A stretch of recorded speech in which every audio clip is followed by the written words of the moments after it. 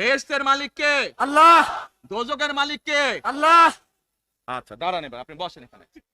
আপনারা সকলেই সাক্ষী দিলেন দোজখের মালিক আল্লাহ, বেহেশতের মালিক আল্লাহ, এই পৃথিবীর মালিক আল্লাহ, কাবার মালিক আল্লাহ।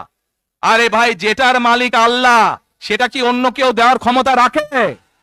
রাখে না। তাহলে কি দাঁড়ালো? নির্বাচনের আগেই একটি দল এই দিব ওই দিব বলছে, টিকিট দিব বলছে না?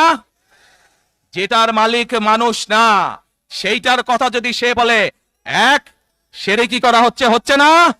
যার মালিক আল্লাহ, যার অধিকার শুধু আল্লাহর একমাত্র, সবকিছুর অধিকার উপরে আল্লাহর অধিকার। কাজেই আগেই তো আপনাদেরকে ঠকাচ্ছে, নির্বাচনের ফলে তাহলে কেমন ঠকাবে আপনাদেরকে বোঝেন এবার। শুধু ঠকাচ্ছেই না মানুষকে, যারা মুসলমান তাদেরকে শিরকি করাচ্ছে তারা, নাউজুবিল্লাহ। প্রিয় ভাই বোনেরা, কেউ কেউ বলে অমুককে দেখেছি, তমুককে দেখেছি, এবার একে দেখেন।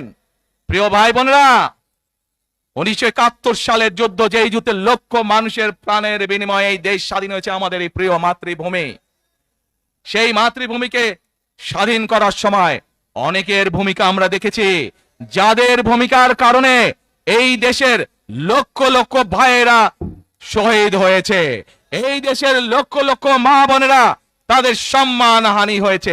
কাজে তাদেরকে তো বাংলাদেশের মানুষের মধ্যে দেখেই নিয়েছে। এখন প্রিয় ভাই বোনেরা, এই কুফরের বিরুদ্ধে, এই হঠকারিতার বিরুদ্ধে, এই মিথ্যার বিরুদ্ধে আমাদেরকে ঐক্যবদ্ধ হতে হবে।